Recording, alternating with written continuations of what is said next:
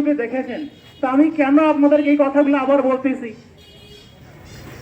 আমি এই জন্য আপনাদের কথাগুলো বলতেছি যে আপনারা একটু খেয়াল করেন, একটু স্থির হয়ে দাঁড়ান এবং বসেন এবং একটু বিবেক বুদ্ধি দিয়ে বিবেচনা করেন যে এই পৃথিবীতে আসলে আপনার বন্ধুকে আর আপনার দুশমনকে।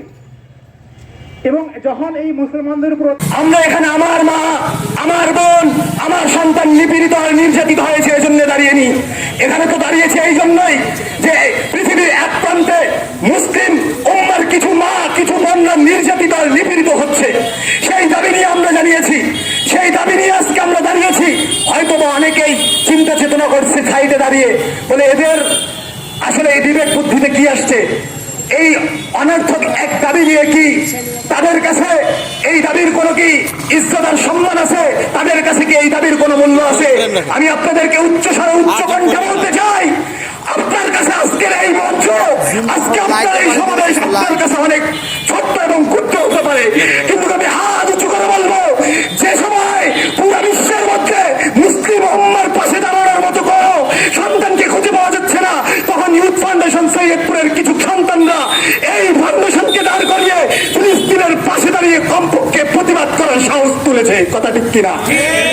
আমি আপনাদেরকে দুঃখের সাথে বলতে চাই, যে সময় আমাদের কাছে সুমিত রমাদান, যে সময় আমাদের কাছে আমাদের রমাদান সুন্দর ধরনের ইফতারি জুগিয়ে দিচ্ছে, রাতের বেলায় সাহারির সময় গোস আর মাছের মাধ্যমে আমরা সাহারি করতেছি, সে সময় কিন্তু আপনারা একটু চিন্তা করে দেখেন, সেই সাহারির সময় বুলেটের হামলায় হতবিক্ষত হচ্ছে সেই সমস্ত ভাই বোনদের দেহগুলো।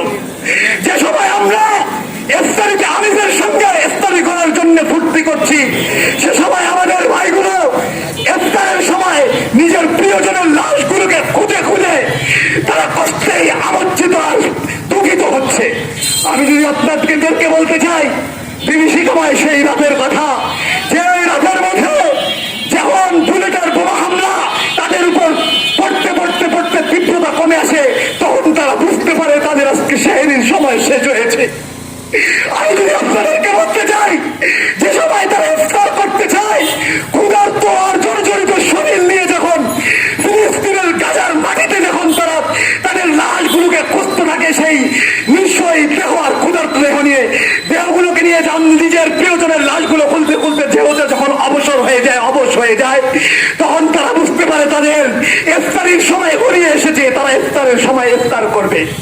আমি যদি আপনাদেরকে আরেকটু কথা বলি, যে সময় আমরা আমাদের রমাদানকে উজ্জীবিত করতেছি, ভালো শপিং মহলের এক কোণে বসে ভালো সুইসাইড এরকম হোটেলের সামনে, তখন তারা তাদের লাশগুলিতে মাথা উঁচু করে দাঁড়িয়ে সেই স্তূপ গাছের উপর দাঁড়িয়ে বলতেছে আল্লাহু আকবার, আল্লাহু আকবার, আর তার সে সময় ইফতারের জন্য কি পাচ্ছে কি পাচ্ছে না তারা জানে না, কিন্তু আল্লাহর হুকুমকে পালন করছে। আমি যদি আপনাদেরকে আরো বলতে চাই, এইবার মুসলমানরা স্বাধীন করেছিল, একবার করেছিল হযরত উমর রাদিয়াল্লাহু তাআলা আনহুর যুগে ছিল। আর আমরা কিভাবে ফিলিস্তিনকে স্বাধীন করতে যাচ্ছি একটু বুঝতে হবে। আমরা যদি ফিলিস্তিনকে স্বাধীন করতে চাই, তো সবার আগে আমাদের খিলাফত কায়েম করতে হবে রাষ্ট্রের মধ্যে। একটা ইসলামিক রাষ্ট্র কায়েম করা ছাড়া আপনি কখনোই ফিলিস্তিন স্বাধীন করতে পারবেন না। এর কারণ হচ্ছে, আপনারা জানেন, জাতীয়তাবাদ, সমাজতন্ত্র, গণতন্ত্র এই সকল হচ্ছে ওই পশ্চিমাদের তৈরি। তারা বিশ্ব নিয়ন্ত্রণ করার জন্য এই সকল ব্যবস্থাগুলো তৈরি করেছে। এবং আপনি যদি জাতীয়